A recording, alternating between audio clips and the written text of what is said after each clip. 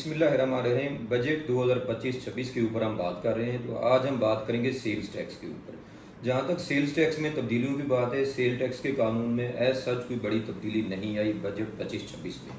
इसमें छोटी छोटी उन्होंने अमेंडमेंट की हैं। एक नई चीज़ इंट्रोड्यूस की गई है सेक्शन 3 में, जो भी ऑनलाइन सेल परचेज करेगा, डिजिटली ऑर्डर करेगा, उसका सेक्शन 3 शेड्यूल 11 के तहत जो होगा उसका 2% सेल्स टैक्स विद हेड होगा। और जो 2% सेल्स टैक्स विद हेड होगा वो फाइनल डिस्चार्ज होगा, उसको कोई इनपुट आउटपुट नहीं मिलेगा। और ये 2% विद हेड जो है डिजिटली ऑर्डर गुड्स पे अप्लाई होगा, कॉटेज इंडस्ट्री पे, और टीयर 1 रिटेलर के अलावा जो छोटे रिटेलर है ये उनके ऊपर अप्लाई होगा। ये सेल टैक्स के कानून में एक नई चीज़ ऐड की गई है। ऑनलाइन सेल परचेज के ऊपर 2% with holding tax, sale tax with holding लगा दिया गया है। अब हम नेक्स्ट चलते हैं सेक्शन 11G। सेक्शन 11G में ऑफिसर के पास शो काज के बाद ऑर्डर पास करने का जो टाइम था वो 120 दिन था। उस 120 दिन को बढ़ा के 180 दिन कर दिया गया है। नेक्स्ट तब्दीली हुई है सेक्शन 14। सेक्शन 14 डील करता है सेल्स टैक्स रजिस्ट्रेशन को। इसमें उन्होंने ये किया है कि जो डिजिटली ऑर्डर गुड्स डिलीवर करने वाले हैं, जो ऑनलाइन सेल परचेज करने वाले हैं, वो काटेज इंडस्ट्री के अलावा बाकी जो लोग हैं वो सेल टैक्स रजिस्ट्रेशन लाजमी करार दे दी गई है। सेक्शन 14 में ऑनलाइन सेल परचेज में काटेज इंडस्ट्री के अलावा बाकी सब लोगों पे सेल टैक्स की रजिस्ट्रेशन लाजमी है। इसका मतलब ये होगा कि सेल टैक्स रजिस्ट्रेशन लाजमी है तो वो स्टैंडर्ड रेट में सेल टैक्स अदा करेंगे, काटेज इंडस्ट्री के अलावा जो लोग डिजिटली काम कर रहे हैं। उसके अलावा इसमें जो तब्दीली हुई है वो नया एक सेक्शन 114AC ऐड कर दिया गया। 114AC ये कानून है कि जिन लोगों की सेल्स टैक्स की रजिस्ट्रेशन बनती है और वो सेल्स टैक्स की रजिस्ट्रेशन नहीं करवाते, तो कमिश्नर को इख्तियार दिया गया है कि वो उनके बैंक अकाउंट ब्लॉक कर सकता है। लेकिन इस कानून के इतलाक़ के लिए बजट में कह दिया गया है कि बाद में FBR नोटिफिकेशन करेगा कि ये कब से लागू है। नेक्स्ट इसमें जो अमेंडमेंट आई है रोज़मर्रा के इस्तेमाल में, वो इसमें है section 23(4). Section 23 sub section 4 deal करता है सेल्स टैक्स इनवाइस को। इसमें उन्होंने तब्दीली ये की है कि FBR ऑफिशियल गजट में नोटिफिकेशन के ज़रिए किसी एक सेक्टर को या सब को इलेक्ट्रॉनिक इनवाइस जारी करने का कह सकता है। सेक्शन 23 सब सेक्शन 4 के मुताबिक अभी तक डिजिटल इनवाइस जारी करने की कोई डेट अनाउंस नहीं हुई।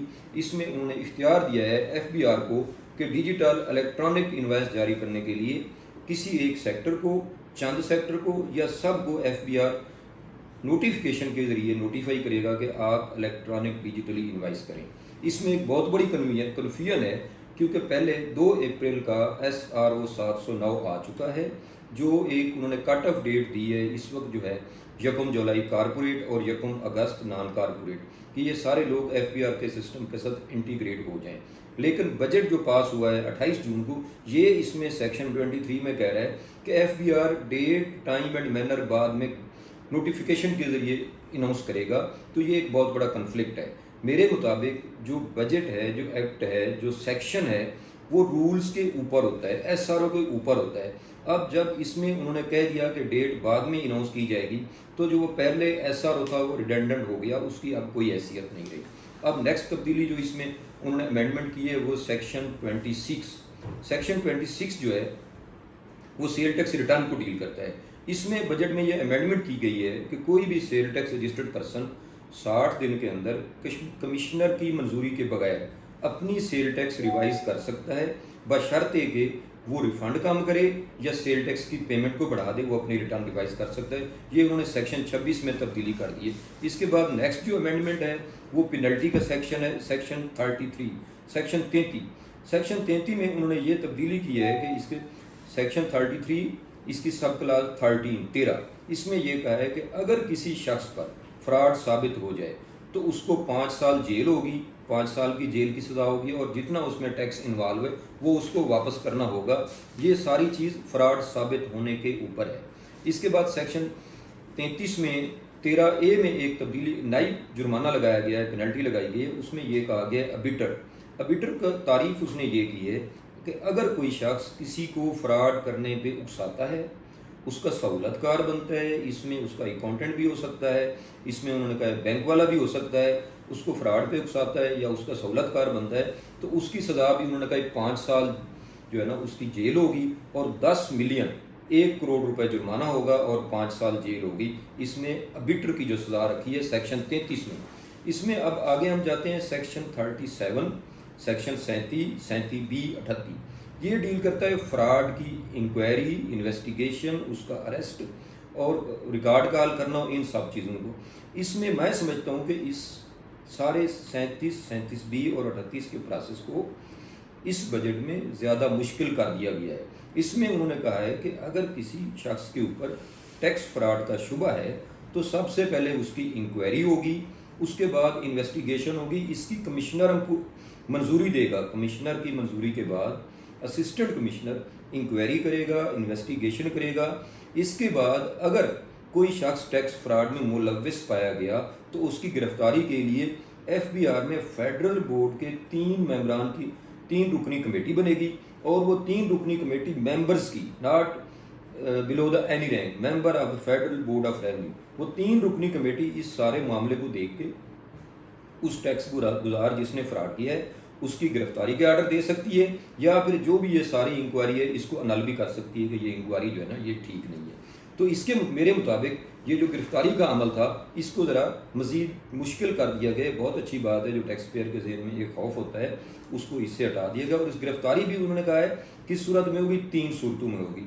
अगर ऑफिसर को खदशा है कि मुतलका जो शख्स है, मज़कूरा शख्स, वो मफरूर हो जाएगा या मज़कूरा शख्स जो शवाहिद हैं, डॉक्यूमेंट्स हैं, उनको तब्दील कर देगा, टेम्पर कर लेगा, मिटा देगा, या 3 बार नोटिस करने के बाद वो शख्स अगर इंक्वायरी जॉइन नहीं करेगा तो उसकी गिरफ्तारी का प्रोसेस किया जाएगा।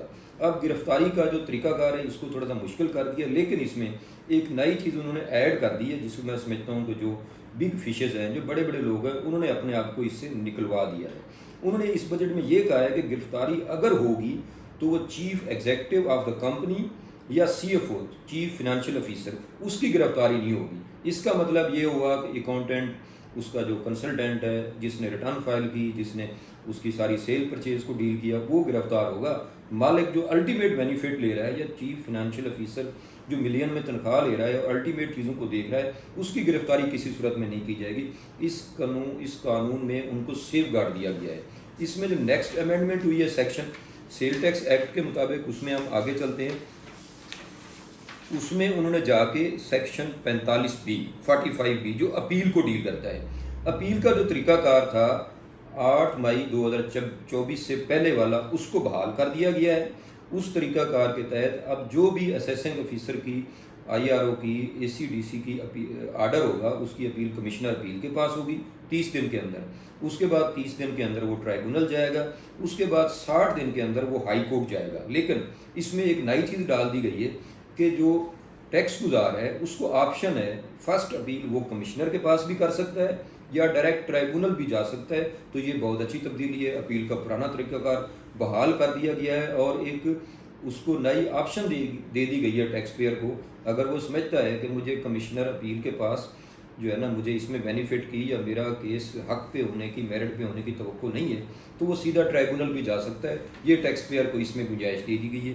कमिश्नर अपील के पास भी अपील फाइल करने के 30 दिन है, ट्राइब्यूनल में अपील में जाने के लिए भी 30 दिन है, और हाई कोर्ट में रेफरेंस में जाने के लिए 60 दिन कर दिए गए हैं। सेक्शन 47 में भी तब्दीली कर दी गई है।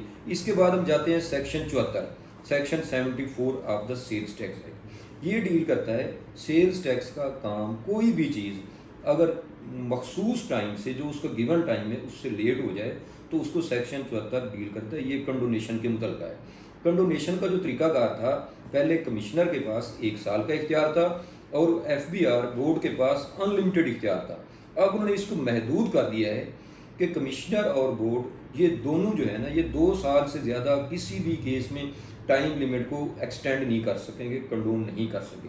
हाँ, अगर बोर्ड में एक कमेटी होगी, अगर 2 साल से ज़्यादा किसी टैक्स पेयर को या एफबीआर को कंडोनेशन चाहिए तो वो अपना केस उस कमेटी में पुट करेंगे। कमेटी अगर देखेगी वाकई इनका गवर्नमेंट का या उस टैक्स गुजार का नुकसान हो रहा है तो वो 2 साल से ज़्यादा भी उसको एक्सटेंड कर सकती है। ये सेल टैक्स में जो चंद एक तब्दीलियाँ हुई मैंने आपके सामने रखी हैं, इसके अलावा कोई ख़ास तब्दीली नहीं है। सेल टैक्स रिटर्नों की वही डेट है, सेल्स टैक्स का रेट वही है, सेल टैक्स शेड्यूल वही है, उसके बाद फर्दर टैक्स का रेट वही है। इसमें अपील को उन्होंने पुराने तरीके को बहाल कर दिया है। डिजिटली ऑर्डर्ड गुड्स जो हैं, डिजिटली ऑनलाइन मार्केट प्लेस वाले, उसके ऊपर 11 शेड्यूल के तहत 2% विद होल्डिंग टैक्स लगा दिया है। उसमें जो भी बंदा पेमेंट कलेक्ट करेगा उसमें कोरियर है या बैंकिंग कंपनी वो 2% की होल्ड करके सेल टैक्स जमा करा देगा। और ये लागू होगा कॉटेज इंडस्ट्री पे और other than tier 1 retailer. Cottage industry के अलावा और टीयर 1 रिटेलर के अलावा जो डिजिटली ऑर्डर्ड गुड्स हैं, ऑनलाइन मार्केटिंग, वो जनरल सेल्स टैक्स में आ जाएंगे। तो ये बजट 25-26 में सेल्स टैक्स में जो तब्दीलियाँ आई हैं, ये वो तब्दीलियाँ थी। इसमें दोस्तों से गुजारिश है कि पैनिक होने की कोई ज़रूरत नहीं है, कोई नया टैक्स नहीं है। ये सहूलत है, ये लोगों को आसानी कर दी गई है। सिर्फ ये जो हमारे मुल्क में डिजिटली ऑर्डर्स, ऑनलाइन मार्केटिंग का ट्रेंड बहुत ज़्यादा बढ़ रहा था, इसको थोड़ा सा गवर्नमेंट ने हिट किया है, 2% इसके ऊपर टैक्स लगाया है। ये अगर ना लगाते तो ये और ज़्यादा फ्लोरिश हो जाता। बहुत शुक्रिया दोस्तों का, मेहरबानी। अस्सलाम वालेकुम।